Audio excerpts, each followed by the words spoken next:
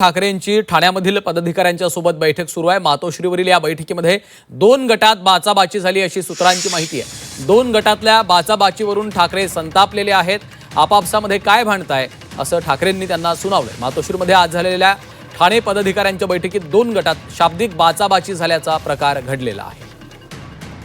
कृष्णात पाटील आमचे प्रतिनिधी सध्या फोनलाईनवरून आपल्या सोबत आहेत। कृष्णात, आपण पाहतोय पदाधिकाऱ्यांच्या बैठकीमध्ये विशेषतः उद्धव ठाकरे यांच्या समोरच ही बाचाबाची झालेली आहे असं समजतंय। काय नेमकं घडलेलं आहे? ठाणे जिल्ह्यातील कळवा भागातील पदाधिकाऱ्यांची बैठक ही उद्धव ठाकरे यांनी बोलवली होती।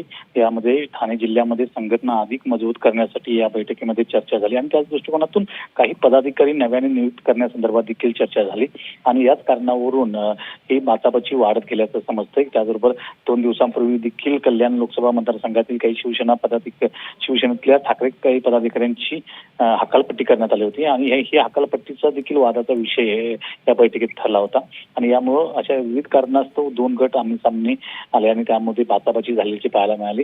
त्यामुळे उद्धव ठाकरे अत्यंत संतप्त झाले आणि त्यांनी सांगितलं की एक तरुण अभिजित दिपके सारखा देशात आंदोलनातून मोदींना आव्हान देतो आणि तुम्ही इथं आपापसात काय भांडत बसताय, अशा प्रकारचं म्हणत ठाण्यातल्या पदाधिकाऱ्यांना झापल्याचं पाहिलं जात आहे। त्यामुळे उद्धव ठाकरे यांनी मातोश्री बोलवलेल्या या बैठकीमध्ये या 2 गटातली बाचाबाची चव्हाट्यावर आलेली पाहायला मिळाली। निश्चितच धन्यवाद कृष्णात या सविस्तर माहितीसाठी।